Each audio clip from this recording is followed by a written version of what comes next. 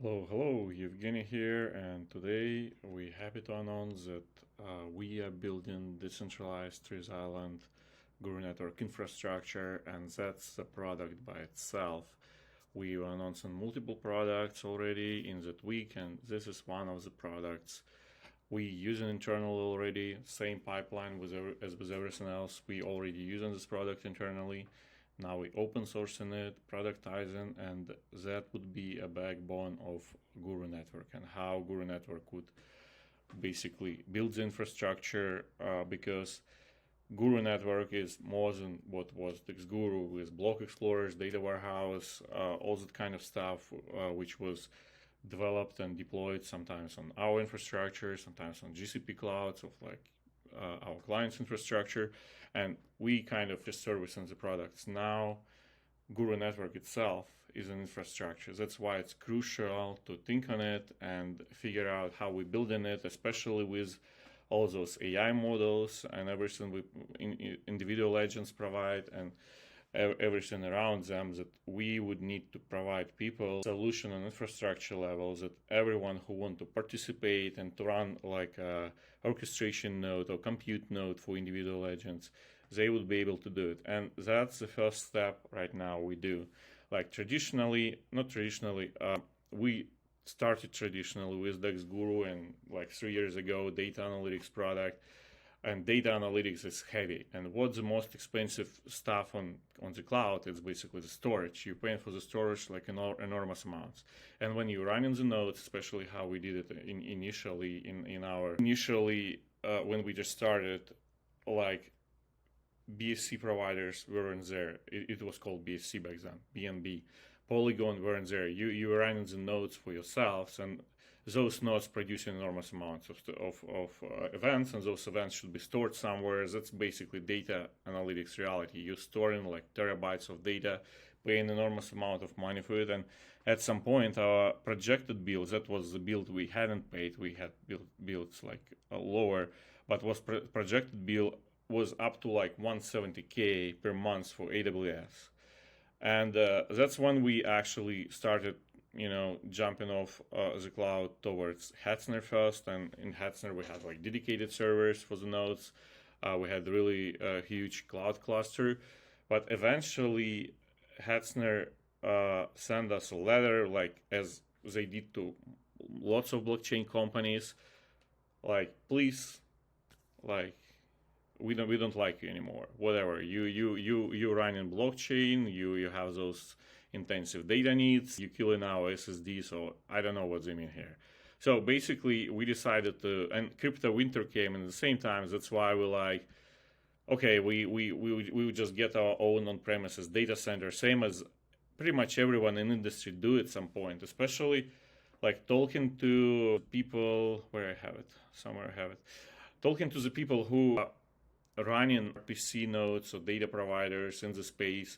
Most of them have on-premises for compute, for storage, and most of them running hybrid. We just here we are very kind of open and vocal about it. That's how we're running it. We have real servers, like indexing the stuff, and like a ClickHouse database all over them, Kubernetes all over them. So APIs are pretty much the same as you have from the cloud. So that's how we jumped from EKS to here, like through Hetzner without any issues, because it's Kubernetes anyway, and virtualization everywhere. So stuff like that. This is like a compute cluster, and on top of compute cluster, we have cloud providers, right, which are distribution cluster, and distribution cluster is actually like APIs and front ends and so on. So this currently works for the services.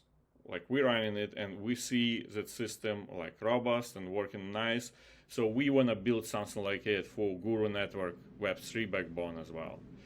And when we tell in Web3 backbone, it's like Web3 in traditional kind of understanding of it, plus the backbone of our Guru Network orchestration nodes, which are those nodes where processes are running.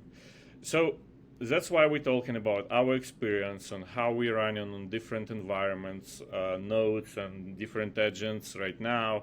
And we started publishing the code. There is a link to GitHub here.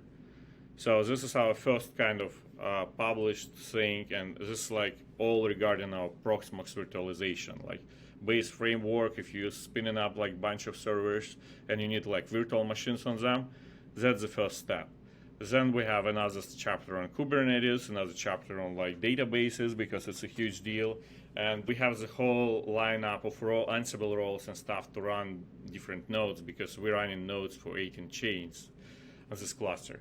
And again, on top of it, cloud to distribute, to run the front ends, to use CDN, and so on. So the same thing for Guru Network, where we have different participants. It's not only like backend for Web2 project anymore, like DApp or something like it. It's actually backend for like all the dApps on the network. So that's why, and there are participants who need to run like compute, like they run in individual agents, and there are participants who run in orchestration nodes, and all of them should be incentivized and basically run in one environment and have different options to do it. And those are the options we provide while we would be publishing this code and basically polishing those solutions. The options would be, you can run it on AWS, you can run it on GCP, because we already jumped ourselves 2 times through all this. Maybe we'll publish something what we had from Hetzner before. And then you can run it on your own on premises. We see it like how we running like AI models right now. Where is it? Right now we basically with GCP, and GCP helped us a lot. That's why cloud providers are still crucial. They provide users distribution level, as well as you can try fast, deploy, check what's working, what's not, and then basically figuring out permanent solution. So our permanent solution we played with different AI agents over the year here with block explorers.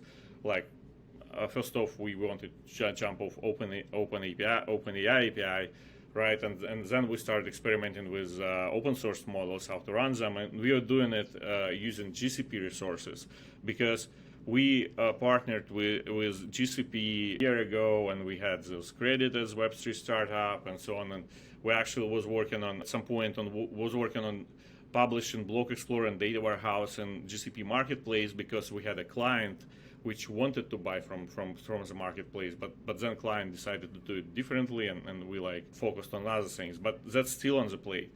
So GCP is actually like as a cloud provider, but it's for the purpose you want it for.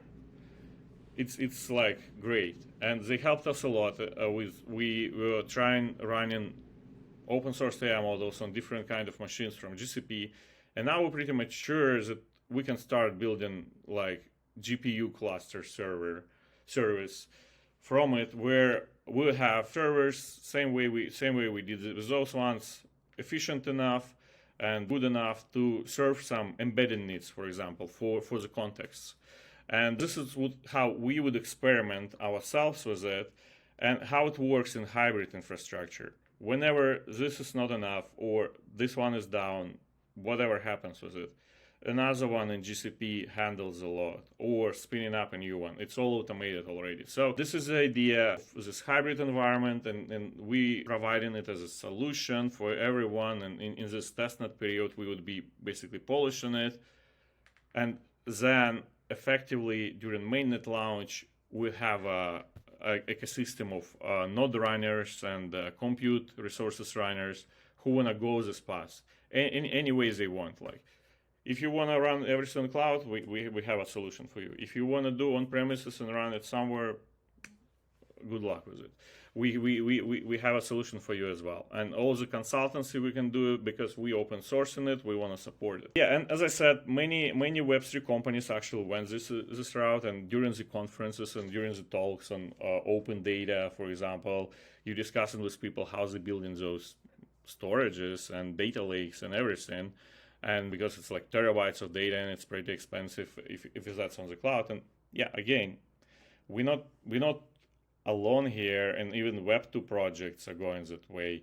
Like Hey, I had this here, yeah, like a Hey founder, right? they're very vocal about like how they jumped off from the cloud in 2022 or something, and basically promoting the story in Web2 world right now. Like we were able to run servers before like 2010, and why we couldn't do it right now. That's their message there. So that's the whole thing about infrastructure. Again, it's one of the products. We see it as a product of Guru Network. Guru Network provides infrastructure. That's a core layer of infrastructure. This infrastructure allows AI models and everything to run, and additional participants there, like node runners, which you maybe hadn't think about, but it's in our white paper, node runners and orchestration node runners and compute node runners for individual agents. Yeah, that's pretty much it. Thank you for your time, and great week of announcements, partnerships, features. We are placed for great testnet and mainnet launch in future.